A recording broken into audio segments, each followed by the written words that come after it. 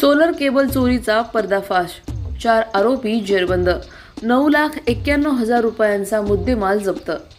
अहिल्यानगर जिल्ह्यातील जेऊर शिवारात झालेल्या सोलर केबल चोरी प्रकरणाचा स्थानिक गुन्हे शाखेने मोठा पर्दाफाश केला आहे। अवाढा सोलर कंपनीच्या प्रकल्पातून तब्बल 6,500 मीटर केबल चोरीला गेल्याची घटना समोर आल्यानंतर MIDC पोलीस ठाण्यात गुन्हा दाखल करण्यात आला होता। या प्रकरणाचा तपास करत असताना स्थानिक गुन्हे शाखेच्या पथकाला गुप्त माहिती मिळाली आणि शेंडी बायपास रोडवर सापळा रचण्यात आला। या कारवाईत 4 आरोपींना ताब्यात घेण्यात आले। आरोपींमध्ये संतोष जाधव, करण भोसले, मनोज लिंभोरे आणि परमेश्वर भोसले यांचा समावेश आहे। मुख्य आरोपी संतोष जाधव हा सराईत गुन्हेगार असून त्याच्यावर यापूर्वीही दरोडा, चोरी आणि घरफोडीचे अनेक गुन्हे दाखल आहेत।